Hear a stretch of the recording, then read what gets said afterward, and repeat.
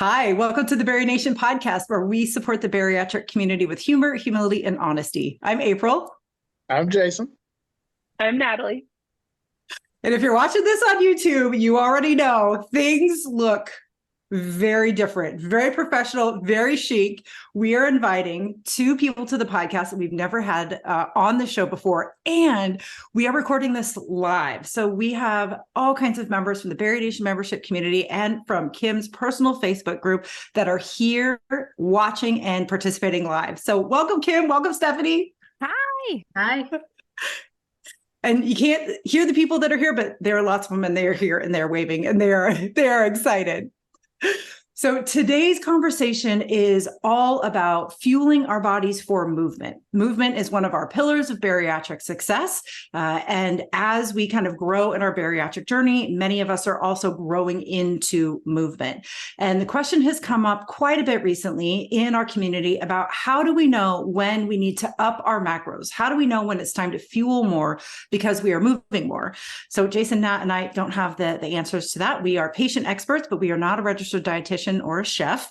But Kim is here to answer all of our questions that are really related to that registered dietitian expertise and background. And Stephanie Mitchell is a member of BariNation. She's a bariatric patient and a professional chef who also has become like movement like queen galore. So she has tons that she's going to be sharing with us about her own personal movement journey as well. So before we dive into the conversation, I'd love to pass the mic to you, Kim, and then to Stephanie to introduce yourselves to anybody that has never met you before. Sounds great. All right. Thanks so much for having me. I'm so honored to be here today. Hi, everybody. I see all your faces. Well, it's not your names, I suppose, down here in the chat box, but hi, I'm Kim Tirapelle. I'm a bariatric sports dietitian. I've been a dietitian for 16 years. I've worked with bariatric patients, both in the inpatient side as well as on the outpatient side. My last position was 10 years in a surgical center where I worked both before and after surgery. I've also worked with athletes of all levels. I was a team dietitian at a Division I university for about 7 years. And then 2 years ago, I decided to leave my full-time clinical position because I just found that a lot of folks that had had bariatric surgery had questions about how to fuel these new movement goals that they had. And there weren't a lot of answers out there outside of, well, just stick to that same diet that you were given, post-op. And so I just found that there was a gap that really needed to be filled. And so I opened up my private practice, which is Active Bariatric Nutrition. And I work one-on-one with active individuals who have new movement and fitness goals, and they want to know how to fuel for those new goals. We are so excited to talk with you. You have been on our dream people to interview for quite some time now. And about 2 months ago, when we really committed to doing the Bariatric Society 5K retreat that's coming up at the retreat, and then the Trio Foundation's virtual walk from obesity, we wanted to kind of get this training team together for people who were interested in learning about movement and just growing together in movement, right? So to walk a 5K or to run it, or as I'm doing, slogging it, a slow jog. And Steph was like, hey, have you ever thought about interviewing Kim, right? I think there's a lot of questions about movement and how we fuel our bodies for that. And he was like, okay, this is serendipitous. This means this absolutely has to happen. So we're so excited that you were here to really help answer our questions. Oh, well, I appreciate it. And I'm super excited to be here today.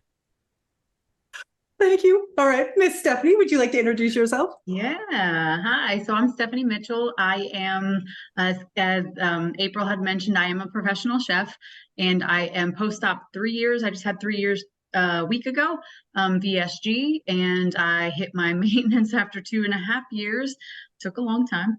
And I'm just in a space in my life where movement has become more and more. As April had said, I do have a goal for 12 5Ks, one a month for the year, and I'm on track. I have one this weekend. And with that, and that's what made me reach out to April about this 5K coming up, because I remember when I started, super nervous about it, didn't know what to do. And I kind of just, you hear so much from so many different places and you just don't know what the good info is. So I'm totally fangirling over you, Kim. The first time I listened to the podcast, I was like driving, because I listen to a lot when I drive. I was like, I have to go back and listen to her podcast again, because I had to write stuff down. So I was like, I'm going to listen again. And then I binged it kind of like it was, a series on Netflix.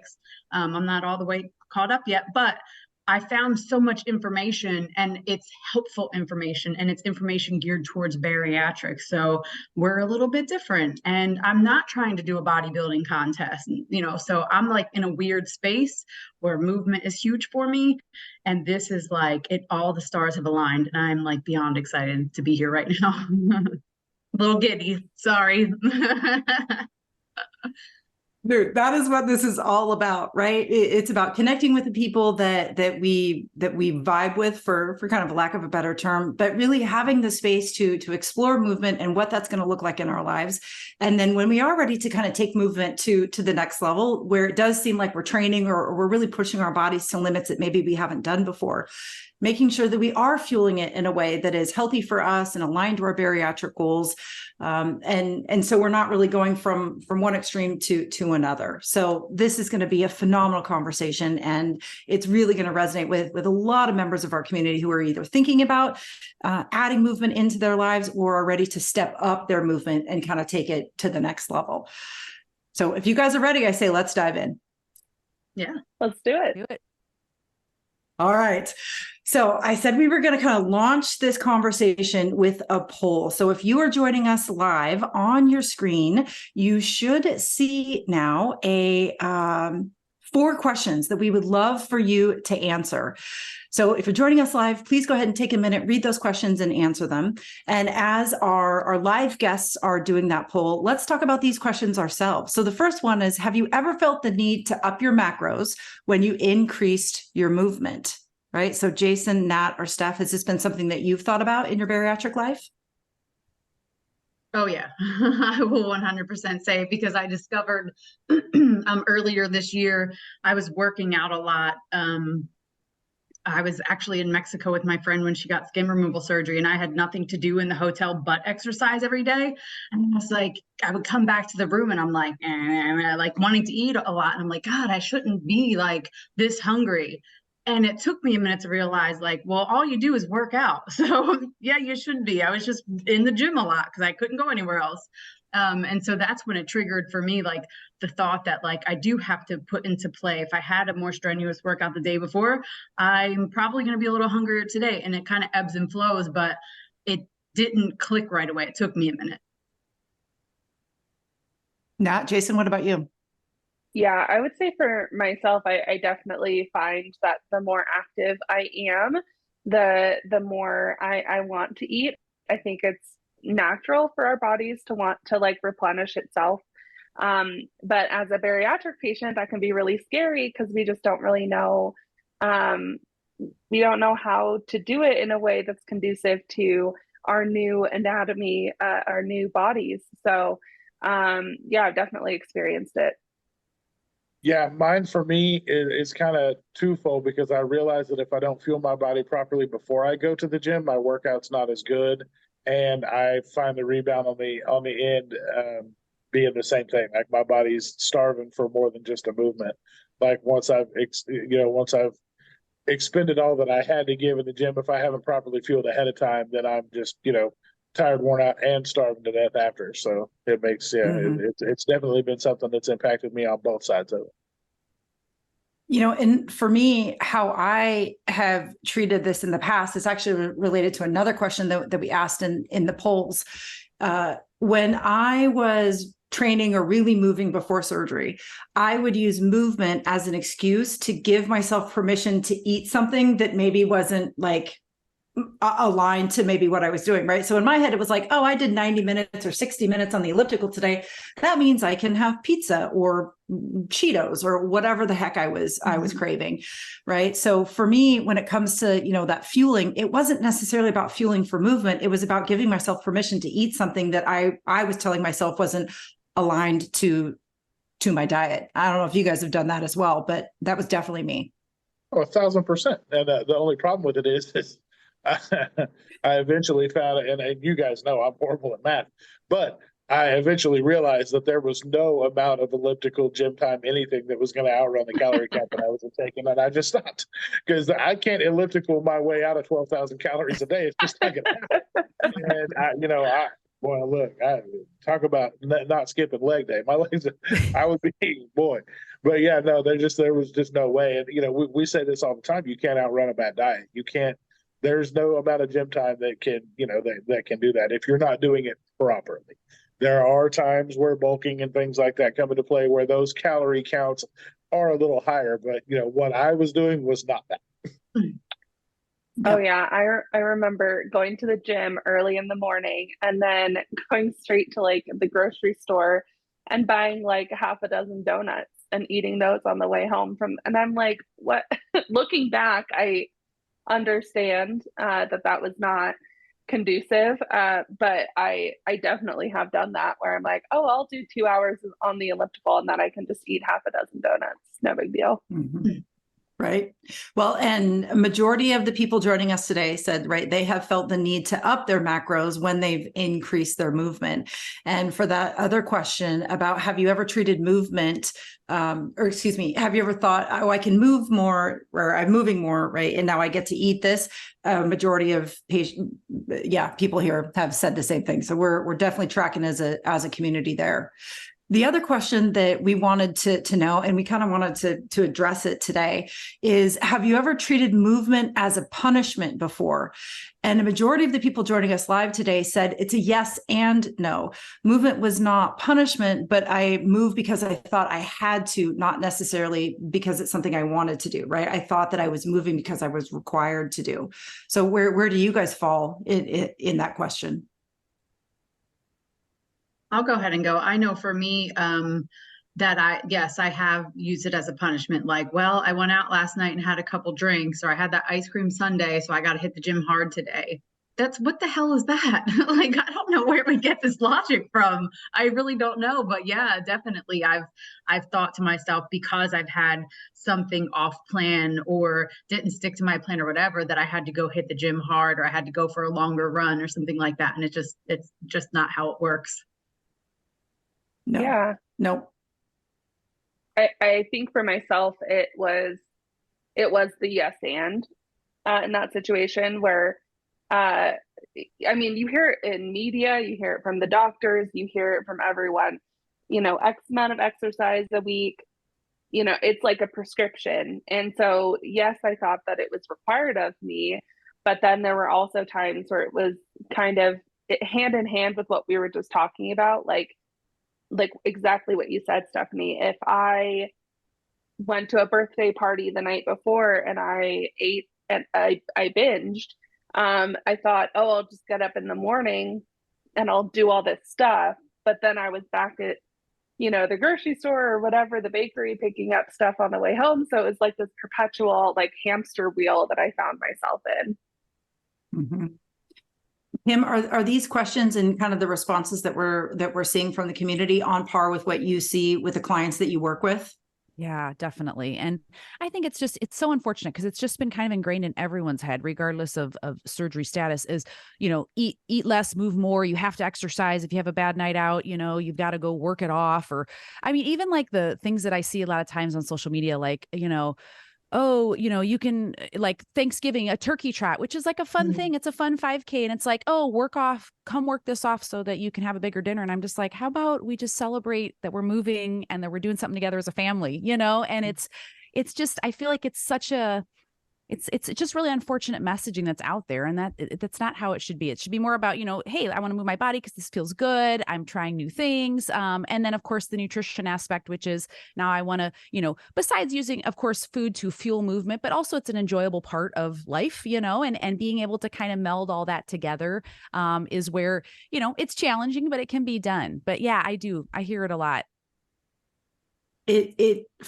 For me, and I think for a lot of us, movement and weight loss get very much intertwined. But one of the most powerful things I learned at my tenure at Weight Watchers was one day at a meeting, my coach or leader or whatever they were called at the time said, fitness happens at the gym, weight loss happens in the kitchen.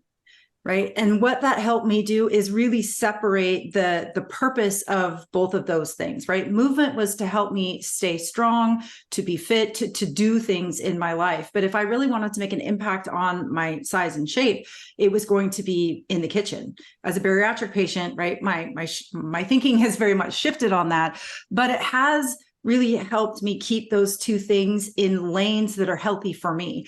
I'm not moving out of punishment. I'm not moving to work anything off. I'm moving as a celebration for what my body can do, and because I would like to be physically able to do things as I age. But the greatest impact that I'm going to make on my weight, my size, and my shape is going to be what I'm choosing to eat. Now that I've been training a little bit for this 5K, I'm definitely seeing how they talk to one another and how they play an integral role in one another. But it's been a very interesting shift for me that I've had to make to keep those two things very separate and not crashing into each other all the time in a way that's not helpful. So one of the goals of our conversation today, Kim, is to understand when do we need to up our macros for movement. But we want to even start a little bit, take a step back and just kind of start at the basics, right? So what are macros? What do they do in our body? And why is it important that we're paying attention to kind of generally what we're eating? Yeah, that's a great question. Yeah, it's I know we kind of throw that term out there all the time. It's like macros, like what the heck is that? So it's just the main three macros that are in our diet that provide energy are carbohydrates, protein, and fat. And of course, yes, alcohol does contribute calories, but we don't count it as a macronutrient of nutritional, intake that we want to be focusing on. So we focus on the carbohydrates, proteins, fat, energy. Carbohydrates are the main energy source for your muscle tissue. Carbohydrates are important for our brain. We need sugar for our brain. And carbohydrate is just really another fancy word, I should say, for sugar.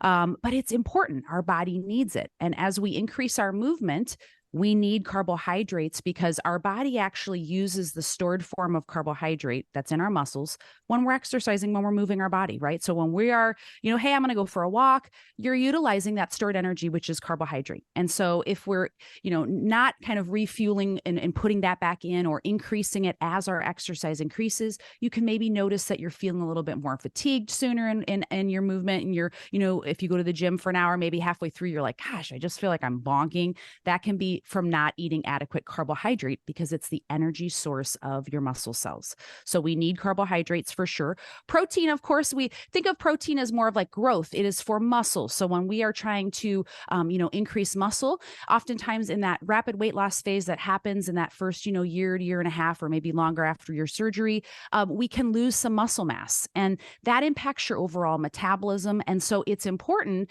that, of course, we focus on consuming our protein, right, initially. But as you move forward, if you are wanting to increase your muscle, be stronger, build some mass, incorporating more protein over time will be important too. But I'll also highlight that protein plays a role in so many things in our body: hormone function, antibodies to fight off infection, so many roles that amino acids play in our body. So they are absolutely critical. And that is why we focus on them so heavily, especially when we're most limited in that first, year of intake. And then fats are the other macronutrient. They do provide the highest energy per gram. So 9 calories per gram as compared to carbohydrates and protein, which provide 4. But they help insulate our bodies. They help with essential fatty acids like omega-3s that are really important that we have to eat in food we don't make in our body. And they're important for neural function. And also just really for vitamins A, D, E, and K. We cannot absorb those vitamins unless we're eating fat in our diet. So it plays a very important role too in making us feel full. So each of them play a very important role on our plate and how our bodies are able to utilize them for energy. So when we're talking about building this balanced bariatric plate, what you're really saying is we got to make sure that we're having all three of those macros in a meal, right? That's what balances it all out. Yes, absolutely. And as we talk a little bit today about kind of how that plate shifts based on, your movement, they each still play a role. None of them ever come off the plate. They might change in ratio, so to speak, because of where you are with what you're doing in your movement goals, but they all still play a role and they should be included. But it's so good that you mentioned it too, though, because there's so many people out there that just are so scared of ever eating carbs again, touching a carb, any kind of, whether complex or otherwise. They just hear the word carb and it's a 4-letter word to them. It's horrible. They don't ever want to touch it. So it's good that you're mentioning it and talking about that, because we've talked a lot to people about their bariatric plates and kind of building the essential bariatric plate and what that looks like, and why people get, such a certain time out and ghrelin starts coming back and they start freaking out. I'm more hungry than I should be, and I don't think that's right. And when we just kind of adjust, and that's when we bring in the bariatric plate method and start telling people, it's more fibrous vegetables. There's more things you can add to the plate, more than just being protein focused, that are going to help satiate that. And so it's really good that you're mentioning those extra things, because it's a lot of times people just, it's not on their readout that they get in their bariatric Bible from their center. So they're just like, oh, no, that can't go on my plate because it's not here it's not in the binder. I'm looking through all my pages and it's not there. Right. No, absolutely. Yeah, and I'll say, Jason, you like took the words right out of my mouth. I was so scared of carbs for so long, because even before surgery, keto diet, Atkins, all of that, it was just like carbs were the enemy. They've always been the enemy. And so it took me a really long time to learn that, like, even after surgery, it was like, oh, you got to keep your carbs under X amount. And I'm like, even if I work out like 5 days a week, and it was always just a solid straight answer. So that's that part of trying to take the information you're told from your doctor, from a surgical center, from people in the community, and then the information, like, which is real and which isn't, because I keep being told carbs are so terrible, but at the same time, I'm hearing you say, and I'm hearing other people say, you need these carbs to fuel yourself. And then as I try it for myself, I'm like, oh yeah, I did need those carbs to fuel it, because I noticed a difference. And I may be jumping ahead, April, but I noticed a difference, especially this year, as I'm doing all these races that I'm doing, most of them 5K, some of them a little bit more, but that I would play around with while I'm training what I'm eating. And sometimes, my husband was like, go for protein. So I'd do a little protein shake, and then I would get cramping. And I'm like, that's not what I needed. And, water the day before. And then I came to find out it was carbs. Carbs is what I needed. I need a little protein, but carbs is what I was missing to make me feel good. The last race I did, I killed it.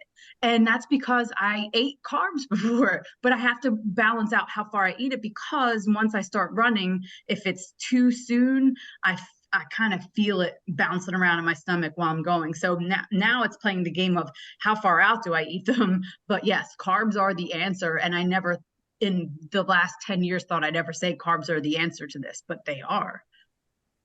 Well, and we get especially as bariatric patients after surgery, it's like protein. That's all you hear is protein. I walk every day. I'm not running. I can't run for my doctor, but when I increase my walking, I do need carbs. And I'll never forget, we did a series, Macro Madness, 2 years ago now. And I'll never forget learning how important and vital carbs and fats were. And once I started incorporating those in, it's like, oh my gosh, this was the missing key to, feeling better and being able to do more. And so I'm excited to learn more about what makes the bariatric plate, when you are less active versus increasing that movement. It's so funny that you just said that. So this is totally not even something that we talked about before this, but I actually been working on some different plates that I'm going to have a graphic for that I'll have up in my, on my Instagram for easy training, moderate, and harder, session, harder in higher intensity days. And it's just a visual, and it just basically shows the ratios of how essentially you can make adjustments. And really the main change over time is just, we are able to incorporate, and you're still going to always incorporate your protein. And I want to just say, Natalie, too, in the beginning phases, the reason, again, that protein is so pushed is because it's such a critical macronutrient. When we're in a low overall energy state and we're not taking in, adequate calories, in general, we have to get our protein needs met, because it's so critical to retaining our muscle as we lose weight, but also because it plays so many other important roles, as I mentioned. But then as we move forward and we're, starting to tolerate more, we can increase a little bit more in terms of our intake. That's where we can start adding, other food groups that incorporate carbohydrates and fats. But in regards to how that then plays into movement, basically the change in the ratio is as we increase our movement, and this is called nutrition periodization, we're going to match our intake for what we're doing for our movement. And that means we're going to need to increase our carbohydrates.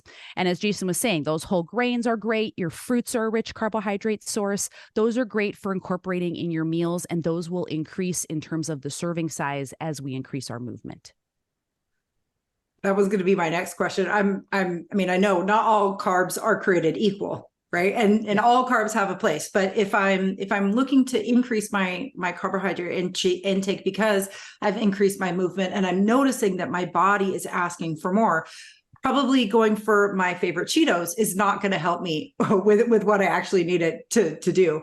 So what kinds of carbohydrates would you encourage people to start incorporating when they up their movement? Yeah. So I want to go off of what Steph was saying. So it does depend upon how much time you have before the beginning of your workout, what type of carbohydrate you're going to eat. So hear me out on this. If you have a longer period of time. So Steph, what time are you doing like your runs or your races, would you say? They're usually like 8 a.m., 9 a.m. 8 a.m., something like okay. that. And it makes it more challenging in the earlier morning phases to incorporate what I'm going to recommend. So just hear me out. But let's say, so in the case that you have, when you have a shorter amount of time, you're not, I don't expect you to get up, 4 hours maybe before an 8 a.m. race. And some people do, and that's great. If you do, awesome. If you have 3 to 4 hours race or a big workout that that you don't tolerate, a bigger meal in your stomach, that is actually where you can take in more like whole grains or, fruits, a little bit more fiber. Okay. And the reason is that fiber as well as fat take longer to digest. And so you do not want to be incorporating those kind of heavier or those longer to digest carbohydrate rich foods or maybe things that are higher in fat as you get closer to the beginning of a workout, because it's not going to be out of your stomach and getting to the muscles where that energy needs to be. Okay. So in terms of timing, if you have 3 to 4 hours, you can have a more balanced meal where you can have whole grains. So brown rice, quinoa, or you want to have whole grain toast, or you want to have a sweet potato, or you're going to have oatmeal, oats, any of those kind of more whole grains or, more fibrous, fruits, vegetables, longer period of time, you can have some of that. As you get closer to the start of your routine, that is where both the volume of your intake as well as the type of carbohydrate is going to change. Okay. So as we get closer, that is where we need more of those simple carbohydrates. So this is where people will look more at things like graham crackers, pretzels, applesauce pouches, maybe like a banana as we get closer to the start, because they're going to be easier to digest and be available into the bloodstream, into those muscles that can uptake that carbohydrate and use it for energy. So it's kind of I don't hope that was clear, but it just depends on the amount of time that you have. You can have a little bit more and more whole grains if you have farther out. As it gets closer, we need more easy, quick, digestible carbohydrates to fuel our muscles. Well, and what popped into my brain, oh, sorry, Steph, as I was just thinking about, right, like the goo or the things that you see runners or, people doing those high endurance, they're eating that kind of right before a race or during a race. Right. And it's because that type of simple carbohydrate is immediately accessible basically by your system, right? Whereas these more complex carbs are going to develop over time and going to fuel you in a different way. Yes, they break down and take a little bit longer to enter the bloodstream, basically, if you have a complex carbohydrate. Whereas like gels, goos, sports drinks, chews. And I will say, I have a lot of bariatric athletes who use whole foods during endurance training just because they don't tolerate that more kind of sweeter flavors. A lot of folks are more intolerant to that sweet taste as well. So there's that layer to kind of complicate things. But for some folks, especially if you've had a Roux-en-Y gastric bypass, the sports nutrition products for some folks can actually cause some dumping. And so some whole foods that can be used, again, applesauce pouches, except for the fact that you can't carry, a large amount of those that get challenging. But I've had people do dry cereal. I've had people do graham crackers. I've had people do dates during, longer runs. And those have all worked and been successful. Yeah, I'll tell you, I think I've literally probably tried almost everything, but I did a Ragnar relay race last year, and I think we lived on, we had a peanut butter and jelly Uncrustables and whatever they had at the at the little race stops that we went to. And so anyone that's unfamiliar with a Ragnar, it's a 2-day and a half relay. 12 people, 2 vans to your team, and you run 3 legs of it, anywhere from, I think my first one was maybe 2 to like 10 miles each. And it's pretty it's intense, and eating for that is hard. And so that I struggled more than anybody else because I was the only bariatric person out of well, we only had 10. We were short people, but I was the only bariatric person. So, there's all this like candy. They're like, throwing candy down to get through it. And I was really trying to do the best I could to fuel myself. And I think that was really when I first started struggling, trying to figure it out, because I can't do what everybody else can do. And I know that I don't want to eat Hershey's Kisses to get through the day. So that was difficult, but Uncrustables were a good one for me. And then Dive Bars. Dive Bar has been my other thing because it does have a little caffeine. So it's kind of like, I've been using that as like my pre-workout-ish kind of, because it has the caffeine, as well as, it has carbs, it has fiber, it has protein. So that's kind of been my thing lately. And I don't know if that's the right thing to do or not, but that's what I've been going with because I felt like it had a little bit of everything in it. And as long as I have it about an hour before, I feel like that gets me through without cramping. Nothing is sitting in my stomach and cramping me.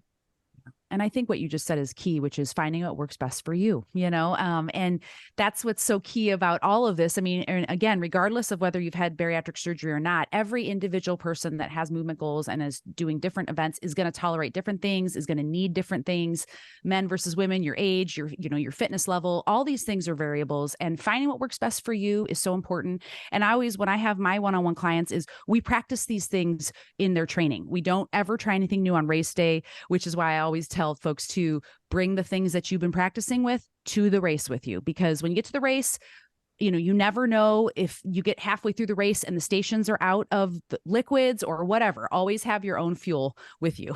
It's a much better strategy. And so let me ask about that too. I'm sorry, Jason, give me 1 second. Go ahead. In that same token with fluids and everything, I don't like running with water on me. And I typically, if I'm doing a 5K, I can make it through without having water, because again, for me, it's the cramping. As soon as I'll be running, I'll take some water and then I'll start getting like a side cramp from it. So I just don't like to do it. If it's a longer run, I'll do it because then I'll do some type of like electrolyte water type of thing, Gatorade, whatever. But when it's just a 5K, I'm like, okay, I can do this and do it without it. So I guess what are some thoughts based around that and like hydrating? I don't know if this is further down in the topic list or not, April, if I'm jumping ahead, but like hydration as well. So not just like fueling it, but how to hydrate for workouts as well. Yeah. Well, so just to answer it real briefly, so kind of the crossover where carbohydrates and really making sure that you're having like electrolytes and carbohydrates, there's a couple parameters. So typically, once we get past an hour, if you're going to be moving for more than an hour continuous, that is where you want to start early and start fueling often. And that's going to be whether that comes in the form of fluids that contain carbohydrates and electrolytes. So like a sports drink or powders that you add that have both carbs and electrolytes, or if you're using gels, goos, or whole foods.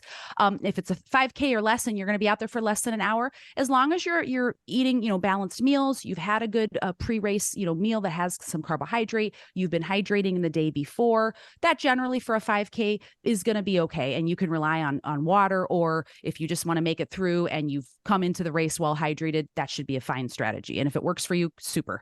Now, the only caveat to that would be is if it's very hot or humid, or if you are trying to push yourself and you're racing and you are trying to maybe, have your PR or a really fast time, then, some carbohydrate can be beneficial. But again, for that duration, you're coming into the race. What's the saying? The hay's in the barn, right? You should be coming into the race with your strategies in place that you've eaten properly in the day before, the morning of. In terms of fluids though, so typically the recommendation again is if you're going to be out there for an hour or longer, it's about 4 to 6 ounces about every 15 minutes is usually what's tolerated well. Now, for those that are salty sweaters, they will benefit from a higher concentration of salt in their fluids or in their foods. And the general recommendation for sodium is about 250 to 500 milligrams an hour. And I want to highlight that because Steph, I get a lot of people that come to me wanting to use like Ultima and some of these electrolyte powders that are very low in sodium. And guys, the most important electrolyte that you're losing in your sweat is sodium. So the people, when I have folks that are drinking prime is coconut water, basically. Okay. And it's very rich in potassium. The problem is that is not mimicking what you are losing in your sweat. You are losing about 3-to-1 ratio of salt to potassium in your sweat.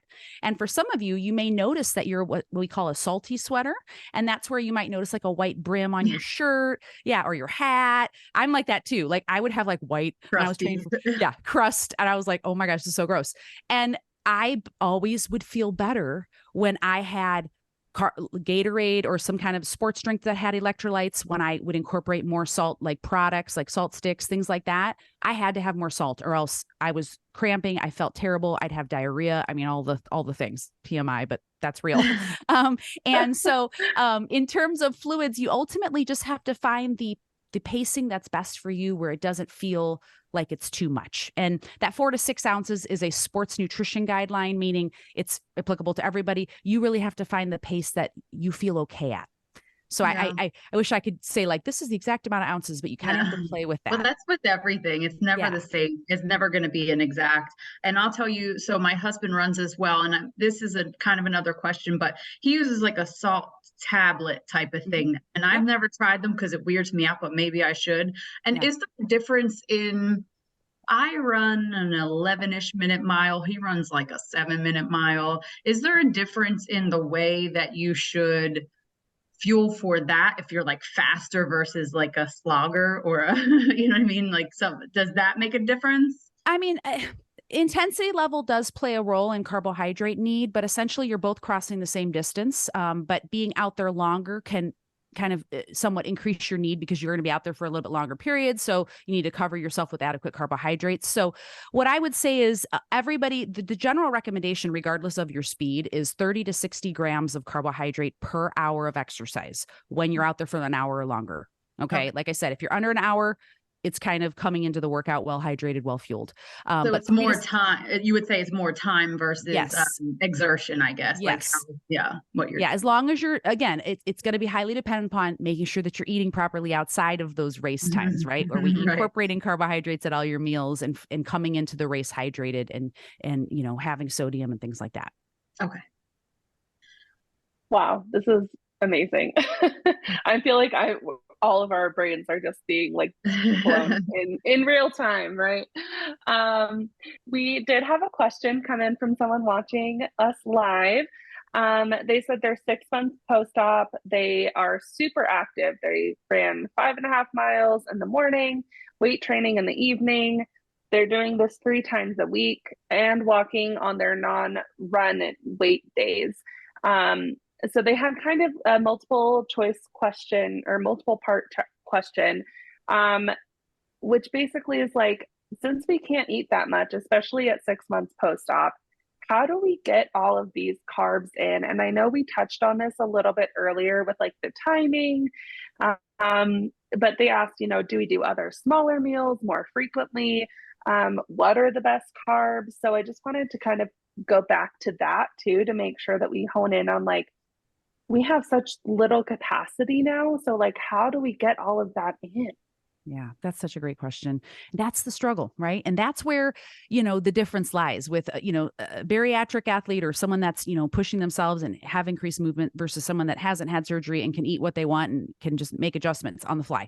It's a lot more challenging. So this takes some planning and some strategizing. Now, at 6 months post-op, obviously I still tell folks, in that first year, we should be focusing still on getting our protein goals met. There's kind of a hierarchy that I work with folks. And the first thing is bariatric basics. We need to be eating our protein, reaching our fluid goals, taking our bariatric vitamins and minerals every day. All those basics are critical.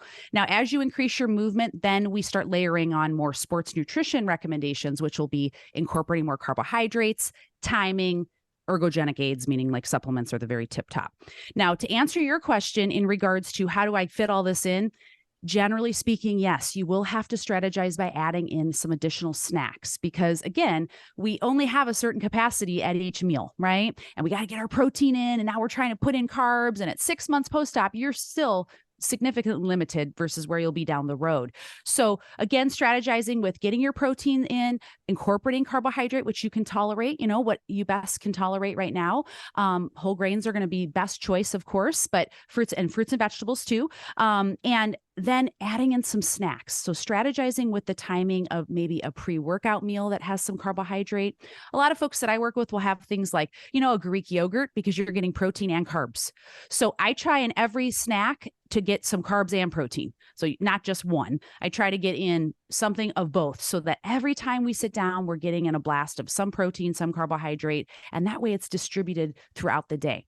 And lastly, I'll just say that it's actually good for you, especially if you're trying to build muscle or, you're training for something, to eat a little bit more frequently, because you're giving your muscles that kind of consistent blast of nutrition that it can use in those small little, blasts that you're able to tolerate. And your body actually really likes that. So it's actually a benefit to strategize that way as well. We had a question from Christy, who says, should you be eating different for running or cardio versus strength training? And should you prep nutritionally different for both types of movement as well? I love this question. I'm so glad you asked this, because when we were talking about this, I know, I was like, oh, I hope we talk about the differences. Yeah. Okay. Great question, Christy. Love it. So endurance training is cardio, right? Cardio focused, more aerobic. And so you do need more, typically you need a little bit more carbohydrate fueling. The focus is going to be really more heavily on making sure we're getting adequate carbohydrates in the days before, especially if you're training for a race. In, your meals, we're making sure we're having carbohydrates. Now, that doesn't mean that just because you're strength training, you don't need carbohydrates, because if you're trying to build muscle, you need calorie intake, and you need not only protein, but you need carbohydrates and fat. It's just that aerobic type of movements really require carbohydrates to fuel that muscle so that you don't kind of hit the wall, so to speak, that old saying. It's really critical because your body is going to use up those glycogen stores in longer endurance events. Whereas typically strength training workouts are going to be, maybe an hour, maybe an hour and a half, depending upon each person's training sessions. But protein is going to be critical in growing muscle, but you need carbohydrate to meet your energy goals for building muscle. So the ratio, I would say, is it's a little bit higher for endurance athletes that to consider making sure they're getting their carbs in. Strength building still needs carbohydrate as well. It's not quite as critical, I would say, as an endurance athlete, but they both need carbohydrates. So both types of movement goals need carbohydrate intake. And I know, Kim, you and I had kind of talked about this when we were planning for this conversation, but the biggest question that I have is, I'm new to any type of like regimented movement, so to speak. Before bariatric surgery, I was a dedicated hot yoga devotee, could drink all the water, right? Ate all the foods, never experienced this. And just in the 3 short weeks that I have been incorporating jogging into up in my movement, I really have noticed a difference in what I need. And in fact, just the other day, I stood up too quickly after I had done a training run, and I was kind of a little bit wobbly. And Gritty, my husband, was like, "Whoa, beast mode! Like, what do we got going on here?" And it was like, oh, okay. So I guess this is my body telling me I'm going to need to do things differently. And I haven't been paying a ton of attention to my macros. I know that I'm always starting with protein. I'm just not tracking. Right. But now all of a sudden I have made a shift. And in my brain, I've been telling myself, you don't need to do anything different. You're fine. My body, on the other hand, is telling me, yo, girl, you do need to do something different. My old brain is like, you need all the carbs and all the things. But this conversation is helping me. I just want to make sure I heard you right. You only need 30 to 60 additional grams per hour of movement. And that's not a whole heck of a lot, right? Like, we're not talking about a big jump.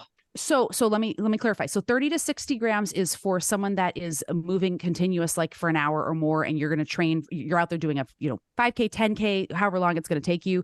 The 30 to 60 grams is a fueling strategy for in-race fueling. Now, in terms of, so that's a strategy for in-race fueling, but let's talk about how many carbs we need. This is what I always do with my clients. And yes, I do calculate out things for folks specifically, but let's just say you're listening. You're like, I don't really like tracking. That's okay. You don't have to do tracking if you don't want to. This is what I usually suggest. Where are you at right now with, what you're incorporating? Maybe your meal, you're having a serving of whole grain. So maybe, a third cup of cooked rice or pasta or something like that, or 1 slice of toast. That's about 15 grams. Okay. As we what I would suggest to you is just try to increase your intake by maybe 1 serving. So meaning maybe you add a serving of fruit. So now I have a half banana with my 3 ounces of meat and my 1/3 cup of quinoa. And now I'm having this little half banana or whatever, but just additional 15 grams. And what I usually try to do with folks is just incrementally try to increase your intake of carbohydrate. Maybe you just start with 1 meal. Maybe you start with just the pre-workout. You add in a little bit of carbohydrate. And I usually recommend about 15 to 30 grams if you can in the hour or 2 pre-workout, if you can tolerate that. And then as you move forward, like you, April, as you're saying, you're like, yeah, I'm kind of noticing maybe I do need a little bit more. Maybe you need to add 15 grams at all 3 meals and see how that makes you feel. Now in a day, we've added 45 grams, and that might just be what you need. And so you can do this kind of in a trial and error type of way where it's individualized to you and what your current pattern is, and just build off of that base and do it slowly. That way you can see, how much do I feel good at? Okay, I don't need to have any more. This feels good. And then you can go using that, base as your intake level. I really like how you talk about the half banana too. I know that sounded weird as I said it, but because for us as a bariatric patient, to eat a half a banana is not that much. It's something you can eat and not feel overly full, but you're getting like 15-ish grams of carbohydrate. So it's kind of like that easy. That's that quick fix versus us thinking like, oh, I should have some Hershey's Kisses to get like. The banana is the way to go. I think banana has been, after I've heard you talk more and more on your podcast about like suggesting the banana pre-workout, because fruits were always villainized before I'd learned more about it. But it's like, we didn't gain weight eating fruit. We're not going to have regain eating fruit. And if you need the fuel, the half a banana is the perfect way, because it's not something that's going to stuff me to the point where I can't do my workout. It's soft. It's easy to digest. Yeah. Folks generally tolerate it. I've had a lot of people recently really pick up the applesauce pouches and just, like the ones they give to babies and like kids, Oh, we have those. I love those. I know. We use them too in my house, and I don't have any babies either, but they're just, you can, they taste good. They're easy. They just squirt. You're done. They're, if you do have a little pocket and you're doing something, you can carry it with you, take it to the gym. I mean, it's got a little cap, however you want to do it. But it's easy too. Yeah.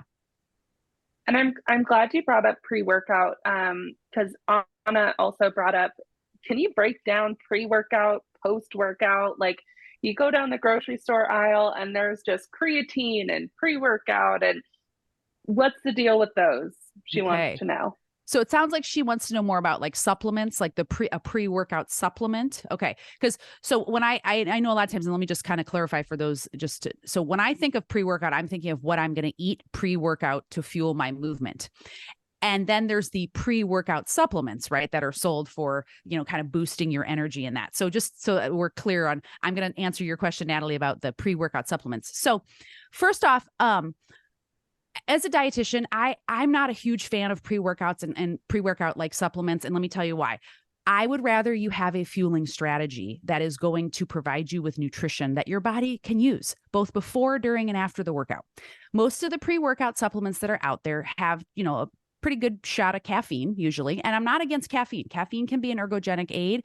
It's been shown to help basically increase your time, your sense of time until you're feeling that fatigue. So meaning you can go a little bit longer, harder when you've had some caffeine. That's great. Except for if you have zero fueling strategy outside of that drink, it's only going to take you so far and then you're still going to hit the wall, right? Whereas if we have a good strategy that incorporates actual macronutrients that provide our body energy, that's not only going to help us during the workout, but also can provide us some fueling for our recovery, it's, in my opinion, a better strategy. So I know a lot of folks are going to be like, boo, but I'm not a huge fan of like the pre-workout. I mean, I'm never going to tell you can't have something, but, I'll tell you the honest truth. Now this wouldn't apply to all of us, but like when I worked with, Division I athletes, there were a lot of pre-workouts that had banned substance in them because a lot of these supplements are unregulated. And so, I just always caution folks, I'll say one thing about supplements. I do like to recommend supplements that have an NSF certification. That means that is the highest third-party tested type of product. So meaning company comes in, takes a random batch out of their factory and tests it to make sure that it has what it says on the label. And so companies pay a lot of money to have NSF certification because they know that that is a very high standard that, collegiate programs and people that actually it matters what they're putting into their body. And I would say that's important for all of us, right? So I use that NSF certification on recommended products. Now, to answer your question about creatine, great question. Creatine has gotten a ton more, just attention really in the last few years, but creatine has been around for a very long time. It is actually the most studied supplement in the sports nutrition field. And it has a robust research behind it in terms of its efficacy, its safety. So creatine is basically the first energy system that our body uses when we move our body. So let's say, you guys, if we all got up right now and did 10 jumping jacks or 10 push-ups, right? Anything that's going to last basically up to about 180 seconds in movement, your body is using your stored creatine in your muscle as the energy source to give our muscles that ATP that it needs to move our muscle. Okay. Now, creatine, if you are a vegetarian or a vegan, creatine is found in animal sources. Just like humans, animals make it too. So if you eat, chicken, if you eat red meat, you get it from your diet. Okay. Vegetarians and vegans, however, do not eat animal products. And so therefore their overall creatine levels are lower and can really benefit from creatine supplementation. Now, for all of us just sitting here listening, if you have a goal of wanting to be bigger, faster, stronger, creatine can be a very beneficial supplement. And it can be taken in the long term. And the recommended dose per day is 3 to 5 grams per day. And it takes about 28 days for the muscles to be saturated. So meaning, I get this question a lot. What if I'm not working out today? Should I be not taking my creatine? No, you're taking your creatine every day because it is building in your muscles so that it is available when you need it. So when we use it in exercise, the level lowers. When we supplement it, it gets it back up to that level to keep it, maintained. So creatine has been very beneficial in increasing muscle. It's actually now being looked at for ladies for bone density and also now brain health. Lots of really, really exciting area of research in creatine. And in fact, I'll just comment real quick. I have a podcast called the Active Bariatric Nutrition Podcast. And back in episode, oh gosh, don't quote me, but look in the 20s, I had Dr. Darren Kandow. He is one of the world's leading creatine researchers. And he talks about all the questions that you might have. Dosing, how long should I take it? When's the best time? Pre, during, after. Women, should I take it? What if I'm menopausal? Should I take it? Lots of benefits of creatine. So I wanted to just touch on that because there's lots of questions on that supplement in particular. I had no idea. I knew a little bit about creatine, but I didn't know the vegetarian thing because we do eat quite a bit of vegetarian in my house. Mm-hmm. And I wonder if, and listening to everything that you just said, and you said that first 180 seconds or so, I've noticed that sometimes when I'll start a workout, when I'll start running, the first couple of minutes, I'll get like a weird kind of sensation. And I'm like, I don't want to do this anymore. And after a couple of minutes of it, I feel better. But sometimes I'll feel like a weird, like my body has a weird sensation, like I don't have it to give. And I work myself through it, but it happens quite a bit. And I wonder if that's a creatine thing. And I start to think that mostly because of the fact that we do eat quite a bit of vegetarian here. So yeah, that has my brain going. You really got my brain going on that. Yeah. And creatine has been shown to be helpful. Most studies look at creatine in relationship to muscle gaining. But now they're doing more endurance training studies in terms of how does it benefit someone that does endurance training, because obviously endurance, you're running longer, right? And so your body will tap into its aerobic energy system, which can utilize carbohydrates, proteins, and fats. But let's say you're sprinting in at the end of the race, creatine. You're sprinting up a hill, creatine. So those short blasts, those short bouts are being fueled by your creatine phosphate system. So it is an important one that you can look at. And I would just say too, we'd need to look at, are you coming in hydrated? Are you coming in with adequate carbohydrate if you're feeling that way right out of the gate? Mm-hmm. Yeah. Okay. And I guess that's also something that I know we tend to, April, you'll mention too, but definitely before incorporating those things to talk to your individual doctor, because I think it could be, they all play a different role for different people. And like everything we've talked about, nothing here is a blanket statement for anybody. We're a little bit different. Yeah, I appreciate Yeah. you saying that. I should have said that right out of the gate. Please always talk to your doctor. Even when I work with my clients, I'm like, look, we need to make sure we run this by, because depending upon, medical history, things like that, some supplements may be inappropriate. Creatine can be inappropriate for someone that has any type of renal disease or history of renal disease. You want to make sure you speak to your physician first. Mm-hmm. And with supplements, like you said, there's so many out there. There are so many different ingredients, so many different formulas. They can all be doing different things in our systems. And one of the most powerful conversations that we've had about supplementation was with Kristen Willard. And her stance is kind of very similar to yours, Kim. And she was like, if you're taking a green supplement and not eating greens, that supplement isn't actually going to do anything, right? You're doing these things to supplement the things that you're already doing well, right? So her philosophy was very much like, let's reverse this and let's look at how am I fueling my body, and then if there are ways to improve, this can be a great option. But if I'm not doing the whole food thing first, then the supplement isn't ever going to catch me up to just eating whole foods. 100%. Like I said, I teach a little pyramid. Supplements are at the top. We don't even go there until we have all these other layers in first, because there is no supplement that is going to make up for an inadequate intake, poor training strategies, not adequate recovery, not eating enough calories in general to fuel what you're doing. There is no supplement that will cover that, period. So I love that Kristen said that too. I'm on the same page. It's meant to round out your diet, not meant to replace your intake. Yes. Yep. And that can be hard for us as bariatric patients, because we do get into the mindset, and it is a real thing, when our capacity is so limited, right? Especially if we've had a switch, or if we have a bypass, we really are limited in the amount of foods that we can take in at the same time. So I really appreciate this conversation, because what I'm really taking away from it is that, right, increasing movement does mean that you are going to have to fuel a little bit differently. But by fueling differently, it could mean you're eating maybe the same amount of food or a little bit more, but you're spacing it out differently. You're making sure that what's on your plate is balanced and that it is those whole foods. And that as we up our movement, we really do have to listen to our bodies, and we do have to put more time and energy into ensuring that we are taking the time to adequately fuel it for what it needs. And it's not that we're going like crazy. It's not like we're upping calories and we're doing, this huge jump. We really are stair stepping it to be appropriate for us and what we're noticing. 100%. I couldn't have said it better. I agree with you 100%. I love the stair stepping, because that's exactly what I tell folks too, because you just, it's as someone that's had bariatric surgery, you can't just, when you go to the gym and someone says to you, well, you need to be eating, 2,000 calories, 2,500. Well, maybe someday down the road, perhaps that's something that you'll be able to build towards. I'm not sure, but you can't go from 8 to 1,200 calories to 2,500 calories in a day. It is not happening. Doesn't matter how many times you fuel. It does not matter. Okay. You can't do it. You're going to feel too full. You're not going to feel well. It just doesn't go well initially.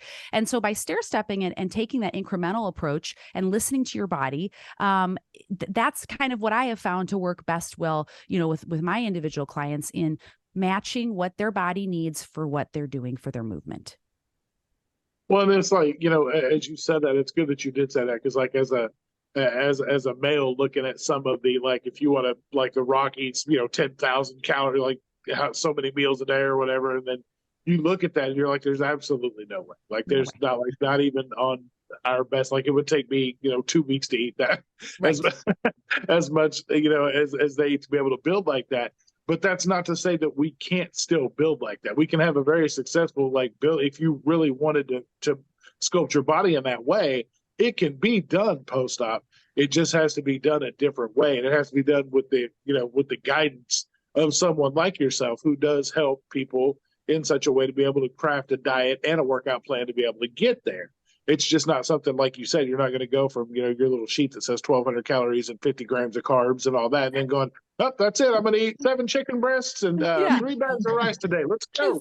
It's not happening. Yeah. Never going to happen. No. I totally agree with you. And I think that, just like anyone, your individual journey is going to be dependent upon how far out when you've had your surgery, what type of surgery you had, what your movement goals are, how much you can tolerate, what foods you tolerate. All those are individual pieces that are going to make your individual journey and needs different than someone else. And so I know it's so hard to compare, because I've had so many folks that come and they're like, well, so-and-so eats, how come he can eat 2,500 calories and I can only eat 1,200? And how come he's gaining all this muscle and I can't? And I'm like, wait, we're not worried about that guy, right? We're worried about you. And what can we do right now to make a small change that we can build? We're every day, every month, we're taking a step forward, and we can adjust nutrition certainly as you move. And it's forward. not boiled chicken and broccoli for the rest of your life. It doesn't Right. have to be that way. It doesn't have to be that way. That's where Steph No. comes in. Steph, give me all the good stuff. Yeah. All the delicious recipes, please.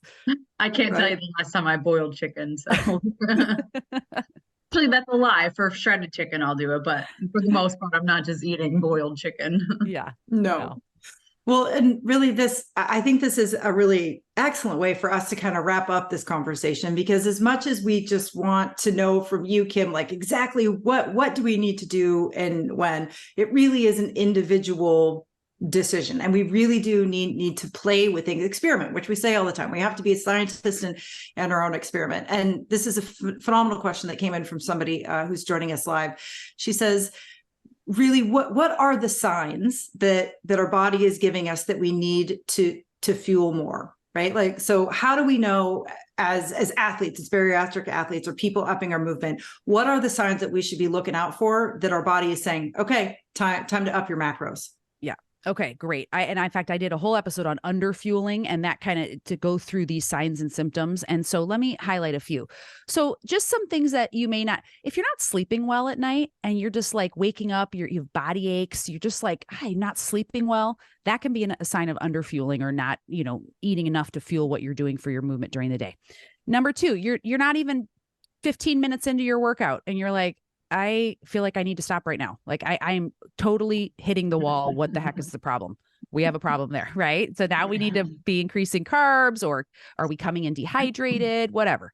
Number three would just be like if you are, you like feel like lightheaded, fatigued, like fuzzy headed, kind of just out of it sort of throughout the day. Maybe like someone says like, God, like Kim, what is wrong with you? Like get together, like you're not following along, and you're just like, oh, what is wrong with me? Like you just kind of feel fuzzy headed, so to speak. I don't know if there's a better term for that.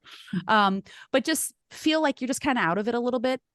We probably need more calories. Okay. And so those are just some, but the poor sleeping. Oh, another one, poor recovery. You are sore. Okay. So everyone's going to be a little bit sore when they start a new routine. Absolutely. Right. That's normal. But let's say you do an exercise and like 4 days later, your legs still hurt from leg day. Probably telling us that you either need more recovery or you're not fueling properly. Okay. So we need to make sure we're eating adequate protein and carbohydrates so that we are giving that juice back into the gas tank to refuel our muscles to go the next day. And so those would be some off the top of my head. Let me think. So poor sleep, not recovering properly. Oh, another one. If you are getting ill all the time, if you're sick a lot, if like, it's not just flu season and we're catching colds. It's like you get a cold and like you get over it and another week later you're sick again. That's another sign and symptom of underfueling because you're not providing your body adequate energy to create antibodies to fight off infection. And so that's another sign that, you need to up it. And then I'll just lastly say, like, we didn't really kind of say this out of the gate, guys, but typically where I see folks, and everyone's going to be different. So let me just state that everyone will be different. But typically when I see people cross the threshold of needing to kind of increase is when they're working out about 4 to 5 times a week and they're building up to about an hour or so. I might've said that earlier, but that's usually where folks start saying, I just can't get through this workout. I feel tired. I'm really tired, or I'm waking up sore and I just can't get over it. All of those are times to increase your calories, maybe just by 100 to 200, incorporating a little bit more carbohydrate. Make sure you're drinking your fluids. Those would be some keys. And I'm just going to call myself out here because as you were going through that list, those are all of the things that I'm currently experiencing. And for me, it's not because I started training for this 5K. It's because I have been missing all of those things in my normal bariatric life, right? Like I just haven't been doing a good job of any of those things, period. So I think for me, I needed to hear it because it's kind of the kick in the pants that I needed to get serious again about my nutrition, just in my bariatric life in general, like full stop. Yeah. So I'm stressing my body that way. And now I've been adding additional stress to it because I really have upped my movement. And I am doing it 4 and 5 times a week. And I'm not doing an hour. Yeah. I'm doing 30 to 40 minutes. But if I'm already starting at a deficit and then I'm compounding it more, I'm just it's just getting worse and worse and worse. And I absolutely am seeing that with what I'm seeing. But the hopeful thing here is that it's not going to take very much to get me back in alignment. It's just reconnecting, getting serious again about what I am doing and paying attention to those markers and those indicators that you just gave us. Yeah. Just bolstering your meals a little bit and maybe adding in a pre-workout. That just might be a small thing that you can just try. And that might just be all that you need. You know what I mean? Or you might need, I need to increase my carbohydrate each meal. I need a pre-workout. I might need to start having maybe a little bit of protein and some carbohydrate post-workout. And can I just say one last thing? I know we've one last question, but Natalie, I didn't answer this earlier. You said, we were talking about the pre-workout and I was talking about the supplements, but just because folks ask me, what should I eat versus pre-workout versus post-workout? So remember, carbohydrates are most important pre-workout. And we talked a little bit about the different types depending upon what time you have. Carbohydrate, very important pre-workout. You can have some protein, but your main energy source pre-workout should be carbohydrate. Post-workout, we want to take in protein and carbohydrate because we need to restore that carb that we just used. And we want to put those protein, that amino acids back into your body so that they can heal those muscles that'll have little muscle fiber tears that your body just because of the exertion of the movement, we need to heal that so that we can grow. So protein and carbohydrate post-workout, I usually recommend trying to get to about 30 grams of carbohydrate post-workout and about 20 to 40 grams of protein. So that can be like a protein shake if that's what you enjoy, or if it's time for a meal and you're going to have your protein source, whether it be a animal protein or some plant-based proteins, about 3 ounces or so will get you 20 grams. And then you're going to have that carbohydrate with it. So if you have a shake, you could add, there's our favorite stuff, half banana, or you could do, a turkey sandwich, or you could do your meat with some vegetables or fruit, and we've got our carbs and protein covered. So there's just some answers. I just want to make sure we cover that because folks, that's a quite common question. Yeah, and I know that's where I suck at post-workout because in my mind, it's getting to the workout and then I don't think about what to do afterwards. Yeah. Sometimes I'll just be really hungry. So I'm like, I got to eat something. But if I'm not hungry, I don't think to replace what I've used. Yes. Replace. Because if you're going to work out again tomorrow or the next day, you want to, and your muscles are in those first few hours after your workout, you guys think of it like open doors to a car. They're like, come in, feed me, right? Like give me some nutrients because my muscle cells are wide open asking for nutrition. And if you can, it's not the number one strategy. Most important strategy is meeting your overall protein goals for the day or carbohydrates or whatever for your exercise level, for your movement level. But the next and most important is timing. And so if you can try to get it in within an hour or two of your workout, rather than going several hours where you haven't had anything, put something back in, it'll really help improve your recovery. Well, and I know a lot of times, a lot of us post-op patients are nervous to eat anything because that's how we used to do. And that's how we used to demolish the workout we did. So it's good to hear you say that there's a positive way to do that and still, and what it's for. Because a lot of us will just be like, well, just telling me to eat post-op, like I'm afraid to do that because I don't even know what to do or how to do it or how it's going to work. But breaking down and actually explaining why it is important helps us to understand that that we can do it in such a way that it doesn't sabotage the time we just spent. Yeah, absolutely. And if you know that you're going to be having a meal within the next hour or so, there's your post-recovery meal. You have your next meal, with lunch or dinner or breakfast, that all works as long as you have carbs and protein present. I think it's so fascinating that before surgery, the way I ate was a cycle, right? I talked about the hamster wheel. It's still a cycle. It looks different, and I'm hearing you talk about the pre-workout versus the during the workout and the after the workout. It's all meant to kind of help us during all of that. Like that food that we eat pre, post, all of that is still cycle, and it's built to really help us tomorrow, if that makes sense. I don't know. I'm verbalizing my thoughts, but I just think it's really fascinating, and I'm so glad we had this conversation because my brain's just spinning right now. Yeah, there is a lot of today that helps for tomorrow, and I know that that's very true. This is the one thing I knew for certain was that hydration today is really my hydration for tomorrow. I know that much for a workout. That wasn't a misconception for me, but you don't know until you feel it. You don't know until you didn't hydrate the day before that you're going to fall out on the ground. So you learn that one kind of quickly. But yeah, I think it's hard to wrap your brain around. Everything you're doing today is for tomorrow kind of thing. And then what you're doing post workout is to refuel what you just did. So yeah, it is a hamster wheel for sure. Yeah. And I'll just highlight on the hydration thing. So for every 1 pound lost, if you ever are just kind of feeling like, yeah, I feel like I am dehydrated, like what, I don't recommend folks getting on the scale multiple times in a day ever. But in the case of, especially if you're like feeling like dehydrated and like something is off, check how much sweat you are losing in a workout. And so you can check, basically checking your weight before a workout or after. It tells us basically how much fluid am I losing in a workout. And so for every 1 pound lost in fluid, you want to rehydrate with 16 to 24 ounces so that you can come into the next day's workout, hydrated. Or if like the example earlier, someone said they work out later in the day. You don't want to be, coming into that workout already dehydrated, because that already sets you back into that workout now as well. So again, like I said, I'm really not a big fan of scales. I'm more about like body composition and but that is a case where, especially if you're an endurance athlete and you're going to be out in the heat and things like that, it's really important to rehydrate. We focus a lot of our energy on talking about carbs and calories and food, and fluids are critical to how you move your body and how you feel.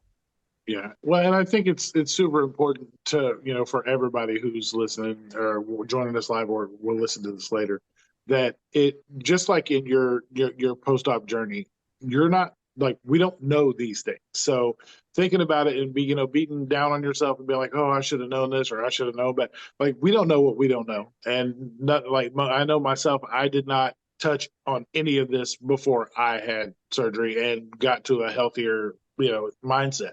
I was worried about the next drive-through. That was my hydration was the next, 20 ounces of Mountain Dew I was going to guzzle in my usually about a gallon a day.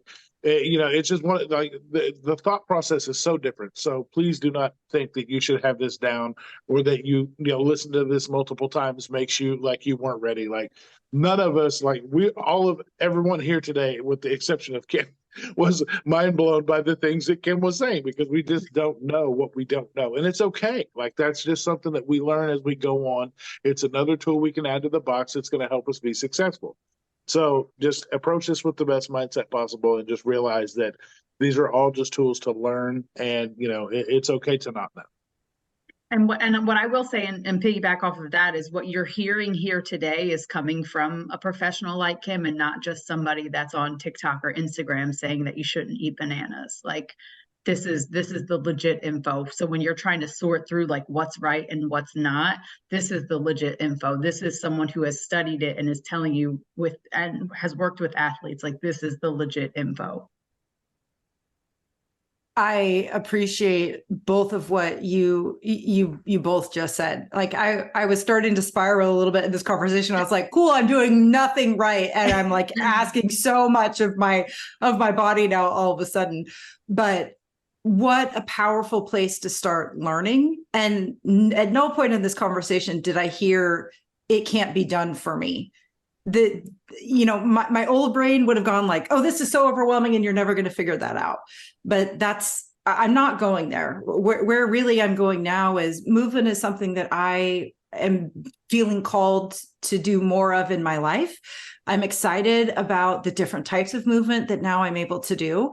And I'm inspired to really take this to the next level and be serious about how I am fueling my body, because I am calling for it to do some different things. I'm seeing some very positive changes and results in that movement.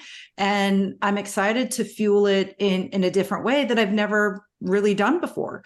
So it certainly is a call to action, but it's also like hey, this is okay. It's not as crazy or out there as what you think it can be.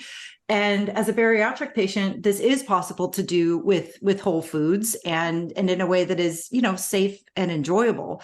So yeah, just like what you said, Stephanie, too. And I'm so thankful for you, Kim and Stephanie, to give us the space to have these educational conversations, right? It's fun. And yes, it's lively, but it's also meaningful and it's important. And it's coming from somebody who really knows what they're talking about. So yeah, just thank you. Wow. Freaking amazing. I appreciate you guys. And these are such great questions. And this is why this is like I love our community, because this is the area that, in my opinion, that really, I feel like there's just not a lot of guidance out there, and not a lot of research out there. There's not a ton of, research on the active bariatric population. There's some, but it's very minimal. And it still kind of reiterates like, oh, 60 to 80 grams of protein. I'm like, oh my gosh, what? Like, what? But, I'm not running the research. So, that's something that, I really hope down the road that the more that folks really say, hey, I have all these exciting goals now after I've had my bariatric surgery. I want to move my body in these new and exciting ways. How am I supposed to do that? Where's the research for that? We need it. And so I'm putting that out there too, which is, we need some research on our population and like how to, what works, what are the studies out there for us. It's just like female athletes.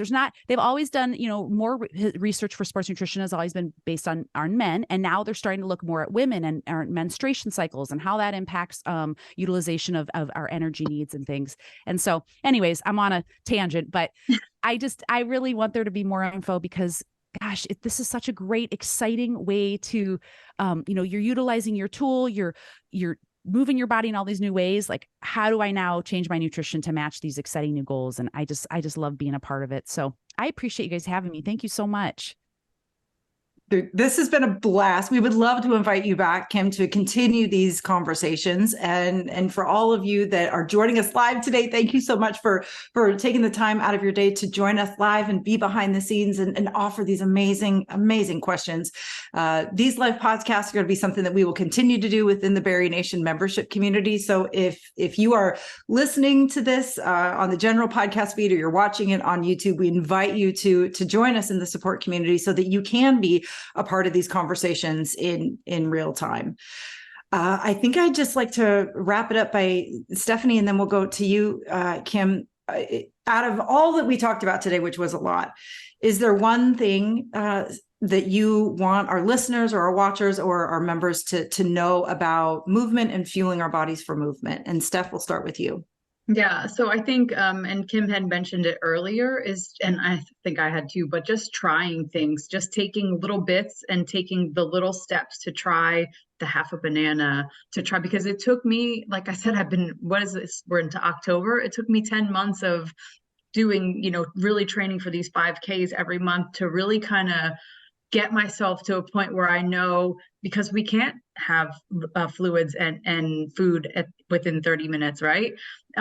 You don't want to be uncomfortable when I speak specifically for running, but it's the same when I go to do like a body pump class at the gym. I don't want to have that feeling right before I do it. So you have to find out what works for you and just try little things here and there. And like Kim said, never try it out for the first time on race day, for sure. Though you don't want any surprises out there. That's so true. Awesome. Yeah. Kim, what about you? What would you like our listeners or watchers to leave with? Yeah, I'll just say, guys, it can be done. And remember those bariatric nutrition basics that you have your surgery, and those are that you're starting off. That's a great place to start. And what I would say is as you increase your movement, the bariatric basics need to be in place, meaning, eating on a consistent pattern. We're not skipping. We're separating our food and drink. We're taking our vitamins. We're meeting our protein goals. We can't layer on these more sports nutrition specific guidelines if we haven't met our basic bariatric nutrition, needs. So I always encourage folks to start with where you're at, and then we can build from there and take it one step at a time. It doesn't happen overnight. You can make these great small nutrition changes that are going to make you feel so much better in your movement, and it can be done. So just be patient. And if you ever need anything, I'm always happy to answer questions. So don't ever hesitate to reach out. Oh, Kim, Stephanie, thank you so much for joining us today. This conversation was amazing, impactful, and exactly what our community has been asking for. So we appreciate you taking the time to talk with us today. Thank you. Absolutely. Thank you. Jason, my friend, you want to take us out? Yes, ma'am. Thank you to everyone who joined us today. And Kim, Stephanie, thank you guys too. This was amazing. So much fun. I can't wait to do it again. We just appreciate everybody for multiple reasons, for all the shares, the likes, the subscribes, the supporting us in ways from, most of you from the beginning, being an amazing part of this membership community. We can't thank you guys enough. And just remember, at the end of the day, you've got this, we've got you, and we'll see you next time.